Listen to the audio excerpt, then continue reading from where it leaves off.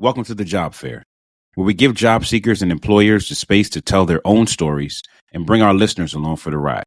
We're your hosts, Doug and Shauna. Let's dive into it. Hey everyone, welcome to the Job Fair podcast, episode 5. Hey Doug. Hey, what up, Shauna? Episode 5. Wow. Seriously? Halfway. Life is coming at us all very fast. We're looking at the end of the year, and apparently in your household, looks like you're pretty excited about the holiday season, it seems. I already have the decoration, and the red today was not planned, but it fits in perfectly with the background. You're lying. You're lying. You are dressed as that secret Santa that I know you are going to be for many people. So yeah, I got to get into it. I got to get my tree together and decorate it. So I'll be right there with you, hopefully by next episode. Okay, fair enough. Fair enough. With the end of the year ahead of us, we know this job market has definitely been naughty and not nice. However, we wanted to talk today about something that pertains to a lot of our job seekers and those in the market who may be looking ahead towards an employment offer. And one component of many employment offers today are equity-based compensation. So when we say equity-based compensation, we talk about things like stock options, RSUs, restricted stock units. We're going to give you the lay of the land on equity-based compensation and how to make the right decision based on your specific situation. Episode 5, Agree to Disagree, is here. Uh-oh, it's time.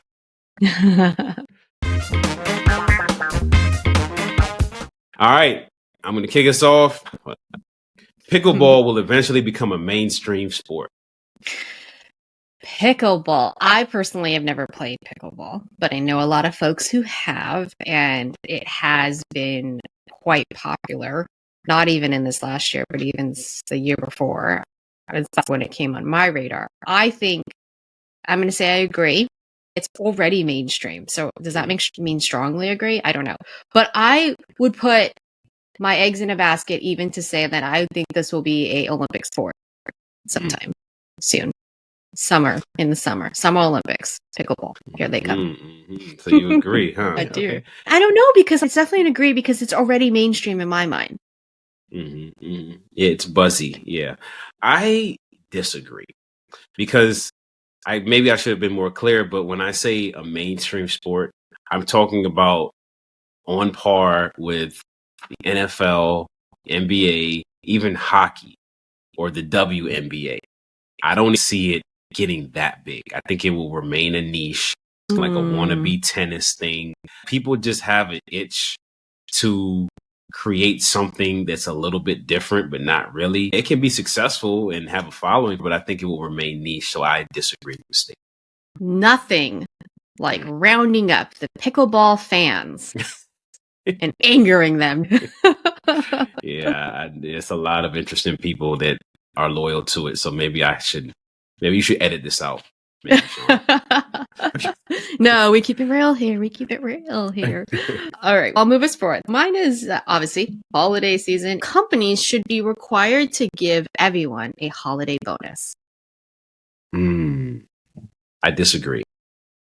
And the reason I agree personally, but I have to disagree with the statement. And the reason for that is because we're at a time where the holidays and recognition of what holidays are for different people is so controversial.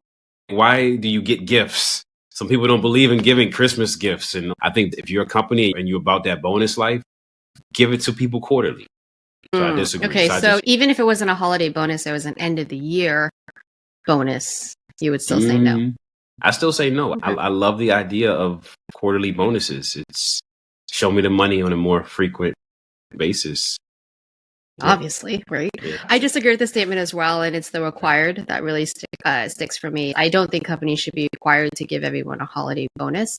I agree with you that not everyone celebrates the holidays. I've been a people manager, I've led teams, and I feel at the end of the year or around the holiday time, like to recognize the folks that I work with, not even just the team that I am leading, but also partners in general. So maybe it's just the giving part. Your feels. I at the know, end of but the year. if we're talking about companies being required to give a holiday bonus, I disagree. The budgets are there; it's too difficult. Budgets, companies big and small. I don't think it should be a requirement, but I do agree. If they can't give that, then give it out during the year as well. But I do think recognition throughout that year in general, whether it's a bonus or overall, should be given. What if I resign on December 15th? I'm not getting no bonus. Yeah, that would be, but I would also question why you would resign on December 15th, knowing that there's only a few days left of work and that bonus is coming. Because my next thing is doubling my salary on January 1st. And I It want to give don't 2 weeks matter. notice. It doesn't matter. So you're just going to leave money on the table? That's not Man. what we do here at the job fair. Amazon Haul will compete with Temu and Shein. I don't know too much about Amazon Haul, but it did come on the radar. It's mobile only. Will compete? Yes, probably will compete. When does Amazon never compete and never get in everyone's game and space and then own it? What's interesting here is that a lot of the products that are on Temu and Shein are also on Amazon because the same vendors, maybe under different name, all the same products. I would say all of them, but there's a large amount of the products that you find on Temu and Shein on Amazon. So if they move over to Amazon Haul, I'd be curious to know how that will work. They're obviously more expensive on regular Amazon now because Amazon takes the cut. It's cheaper on Temu and Shein, but it'll be interesting how Amazon Haul rolls out. They're going to compete because they never not compete and they always have money to be able to get in everyone's space. Ditto. I agree, maybe even strongly agree. Amazon is never not going to compete in whatever they expand into, healthcare, whatever. So, yeah, I fully agree with you this time for once. I think this might be the first time ever in the history of Agree to Disagree. I have nothing else to add. When it comes to shopping, you should just give it to me anyways. You're right. All right. So I want to talk a little bit about Teslas. I don't own a Tesla. I know a lot of folks who do, especially in the Bay Area. Teslas are still all the rage that they were a few years ago. This is a good one, given the controversy with Elon Musk in the past couple years. I am going to agree with this statement. Not strongly, but I agree. I think that even here in New York, tons of Teslas. A lot of my Ubers nowadays are even Teslas. I think that the value proposition is still really strong, and it's a very respected and tried and true brand and leader in EVs, despite all the competitions. Yeah, I agree with the statement. Yeah, I agree with the statement with a couple caveats, but I think that it's still all the rage. It still holds a lot of weight. I heard it used to take a year to get a Cybertruck, and now you can get it delivered almost within 2 weeks. That's how low demand is gone. And then I was also reading that Hertz they had a mission about investing more in EV cars, and they bought a whole bunch, and now they have to get rid of them because Tesla has dropped the cost and so depreciation of those cars. And so I feel like there's a lot showing people are trying to get rid of them for multiple reasons outside of just politics. People don't want them, but I think they are still highly popular. I don't think I'll ever get one, but I'm not going to say never. What do you have against the cult? Like the Tesla cult? Especially living in Cali where the gas is so They're high. everywhere. They're everywhere. It's not even just Cali. In San Francisco, I'm driving on the road and I'm surrounded by quite a couple. When I go down to LA, there's a lot more variety of cars. I'm not against them. I just want to make sure that I like the car. It works for me. It has all the things that I need before getting one because it's cool and it's all the rage. I just haven't really shopped for one because there's other cars that I tend to like. But yeah, I hope that doesn't mean I'm not a climate. I care about the world. Not at all. Your car, your choice. All right, that was a good one, as usual. A little back and forth there, but we hugged it out at the end. Now back to the show. Let's start breaking down the topic that we had, which is the ins and outs of equity compensation, the most common types of equity compensation, the pros and cons of each, and then some tips on how to make sense of these based on your career goals. Sounds like a plan. All right. Let's lay it all out on the table first. What are the types of equity-based compensation? Equity-based compensation is any compensation offered by a company that is non-monetary, as in you are paid via cash, via a paycheck. We talk about equity in terms of a company's stock or shares or other equivalent assets. The types that are most prevalent that you'll see are stock options, RSUs, aka restricted stock units, and the other big one is ESPPs, which stands for Employee Stock Purchase Plans. Those are the big three that we're going to really dive into. There are some other more unique and less common outliers, but that's what we want to focus on today as far as what's most popular in the job market. And especially in big tech or tech, I think this is a meaty topic because there's so many things that we can dive into here. So I'm glad we narrowed it down. Let's break down some of those main types. Do you want me to kick it off? Sure. All right, let's talk about RSUs, restricted stock units. These are company shares given to an employee outright, usually across a vesting schedule. I feel like common ones are you have a 1-year cliff. Once they're vested, they're yours, right? But it's also there to help retain employees. That's why the vesting schedule can be long, right? But it's common for public companies and they have value as soon as they vest, regardless of the stock price at that time. And I feel like that makes it be seen as less risky because you don't have to buy them and they're yours as long as you stay with the company through that specific vesting period. Absolutely. And as you mentioned, this is pretty popular in big tech and with companies that have desirable stock that people would maybe even purchase in their own personal portfolios and things like that. So yeah, RSUs are definitely a nice number one, I'd say. Number two, which I'll shed some light on, is stock options. All right. So stock options are the option to purchase company shares at a set price. This set price is referred to as a strike price. And your option to purchase those shares is often set for a later date. Typically, there's a vesting schedule outlined in an employee's contract where over X amount of time, you earn the right to purchase X amount of shares. Often the timeline is over 4 years. That seems to be the status quo, the norm.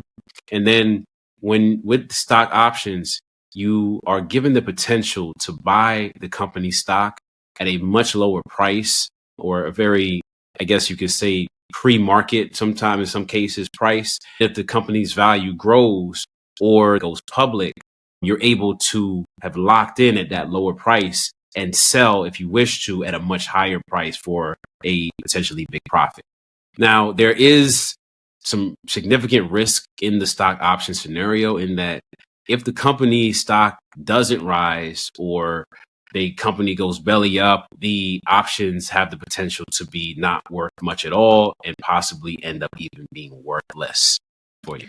I feel like that's the risk with anything you're playing around with in the stock market, though. And it really depends on your situation. You're going to play, but in my mind, I like to see the money.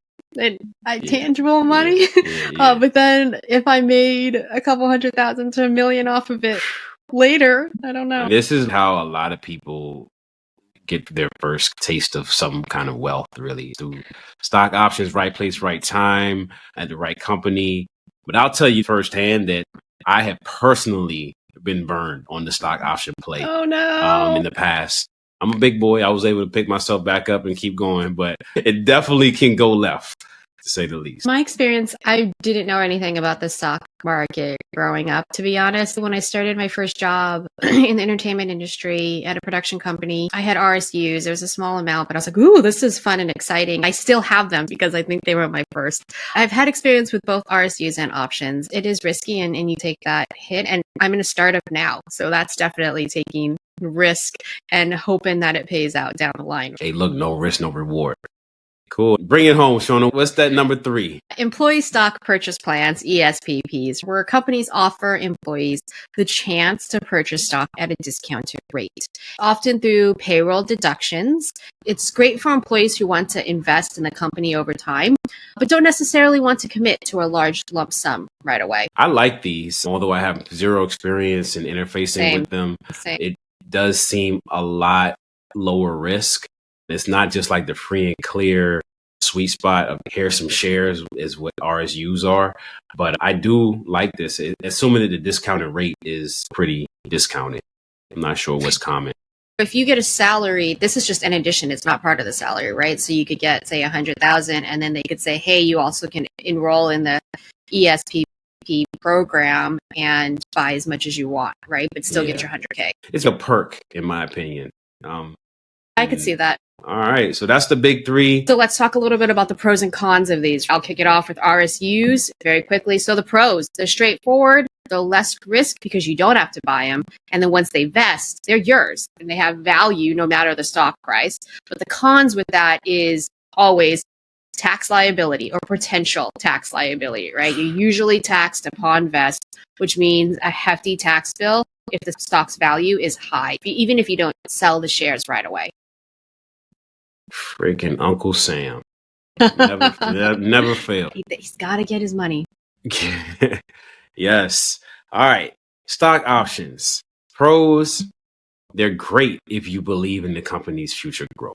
If the stock price goes up over time, you stand to make a significant profit. Also, the flexibility about stock options is a thing. You're not buying shares or exercising your options until you want to. So it's the option to purchase or to exercise. So that flexibility, that autonomy is definitely a pro. And then let's talk about the cons. Stock options can be just downright risky.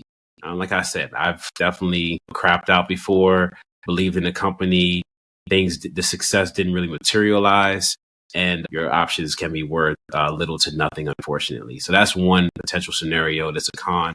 And then again, there are complex tax implications and potential consequences involved with stock options as well, similarly to RSU. Of course, there are. With ESPPs, the pros there, they offer a significant discount on the current shares price, usually 10 to 15%, I'd say. You also get instant gain by purchasing at the lower price. But on the downside is if the stock price drops, you could take a loss. Thinking through all of those pros and cons, the considerations that go into that is probably understanding first and foremost your risk tolerance, right? Stock options have a lot of potential, but they can be risky if the company doesn't do well. For RSUs, they're less risky because they have at least some level of immediate value or stability. Absolutely. One of the bigger considerations is going to be how long do you plan to stay with that company? Because if you're getting the RSUs, that's just a wham bam, thank you, ma'am. Here's what it is, as long as you're here on vesting date. But with ESPPs, and really it's the biggest consideration with stock options, because if you're not there for that entire vesting schedule, that 4-year often period, and you're like, there's no way I'm going to be here for even a year, it may or may not be worth your time. ESPPs, if you see yourself being with the company long term and you believe in the future, that is a pretty solid bet. RSUs, as I said, no matter how long you're there, as long as you're there more than a year or you're there on the vesting dates, which often are quarterly, you're good. You can't lose there. Length of time you plan to be there is a key consideration. As long as you have the luxury of choosing when you want to leave a job. So timing, and let's talk about those dirty taxes, those tax implications for RSUs and ESPPs. Decide whether to hold on to shares or sell them as they vest. Many sell immediately or diversify rather than keep everything tied up in the company stock. I think that on the timing side, you really got to check those vesting schedules. Get familiar with the specifics. It's often written into your contract. Some companies offer faster vesting schedules. I have seen quarterly, but then I've also seen biannual. It all depends. So yeah, definitely make sure you have a firm grip on what the vesting schedule is, and make sure that it all lines up with your career timeline, AKA, again, how long you plan to be there realistically, as much as you can control. Yeah. And always consult with a financial advisor, right? If you have one available, definitely reach out to them. Shauna with a disclaimer. This is not Right? Oh, financial advice. That's my style. Hey, so talking about this brings up pensions in my mind. I don't know if you've ever had a pension Nope. or consider working. Okay, so would you prefer a pension? Which pensions are you work for a company, they actually put in money towards your retirement? Would you rather have a pension or equity compensation? I prefer The risk. and the much higher potential reward. Look, this whole equity conversation and even pensions, I don't think it should stop anybody from embracing the reality of this current job market, which is you're going to need to move around over the course of your career. The pension thing is old school for a reason. People don't stay at the same company for 30 years anymore. And then it's capped. I believe that most pensions are the max pension you can get is whatever your salary was at the time with that company. Whereas if you could have one right play with a stock option or RSU situation and a company could go crazy and you might not need to work anymore. So I'd rather be in that game personally. I did work for a company that had a pension and there was vesting. I basically had to stay for 5 years before the pension vested, which is a huge commitment. There's no like this 1 year cliff and then vesting over, but it is a little bit more guaranteed. Granted, some of the rules are within that contract. It depends on how, if you leave, things like that. Don't forget, everyone, you can do both. You can start your career, maybe work 10 years for the state or the city, and then say, you know what, I already locked in some level of forever income, and I'm going to go play the private sector and startup world. That could be cool too. So you can go to a casino and then the next day not. Definitely. All right. That's all we got today on this topic. Hopefully that helps somebody somewhere. Yeah. We encourage you all, as usual, lock in with us. Check out our website, www.thejobfair.com. We're at The Job Fair on all socials. Tap in with us, guys. Hit us with a message, suggest topics, request topics, apply to be on the show if you're a job seeker or company. We also are open to referrals. If you know somebody that knows somebody that might be a good fit for the show, send them our way. Make sure you subscribe wherever you get your podcasts. Yeah, and like you said, if you know someone who knows someone who knows someone. All right. Episode 6 coming soon. Thanks, everyone. That's a wrap. Good. All right, later. Take care, everyone.